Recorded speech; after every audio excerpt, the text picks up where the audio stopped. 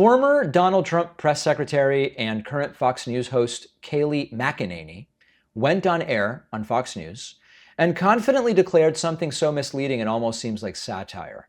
According to Kayleigh, Donald Trump is the most popular president at this point in his presidency in the 21st century. Her evidence is the Real Clear Politics polling average, which says Trump's approval is 43.7%. She then started talking about Obama's numbers, George W. Bush's, saying they were both lower.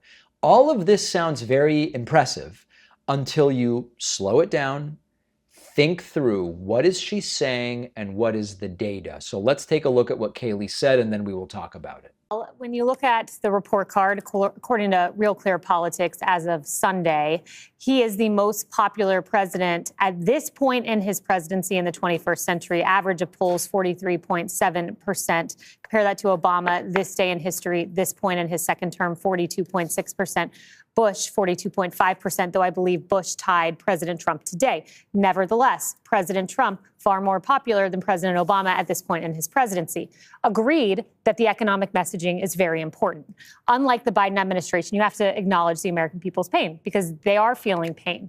And I think the way to do it is to say, I have made significant progress in cleaning up the Biden disaster, but there's still more to be done. Let's talk about that progress I've made. You heard Dana mention gas prices. 39 states now have gas under $3 a gallon.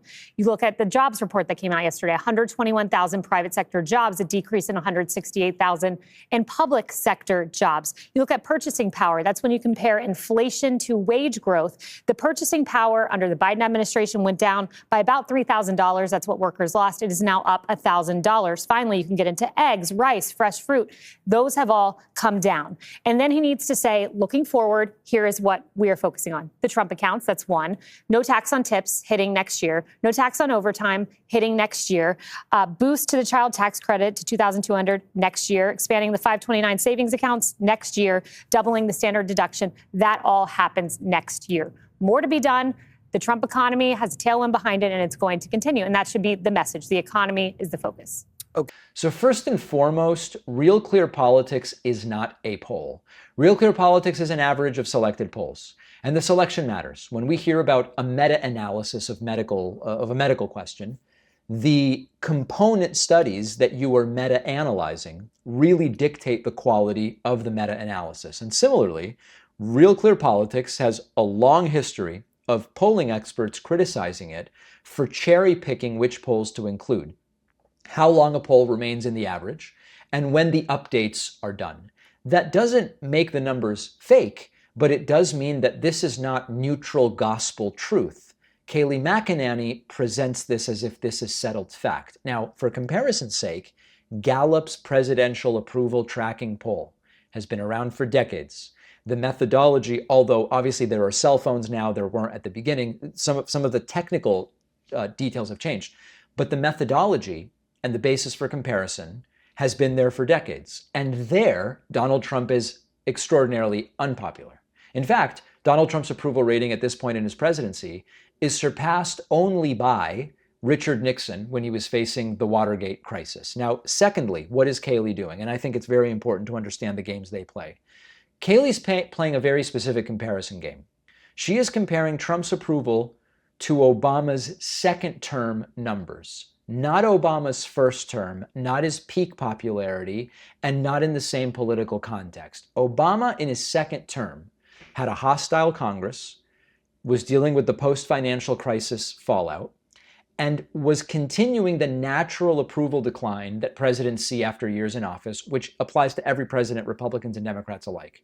Trump, on the other hand, is being evaluated in the middle of nonstop right-wing media protection, a fractured polling environment, historically low trust in institutions, and has the House and Senate doing everything they can, which isn't that much, by the way, to try to help them. So it's not even really an apples to apples comparison. It's like apples to whatever fruit makes Donald Trump look best. Thirdly, although Trump's approval is in the toilet, I actually do think you have to look beyond just approval to really look at the full story. You also need to look at disapproval.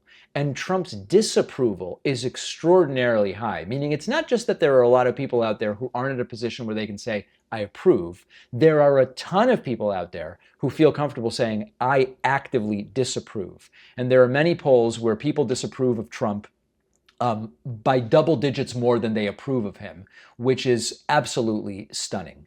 A president with a really hardened base and massive opposition is not popular in any meaningful sense. What they are really is polarizing.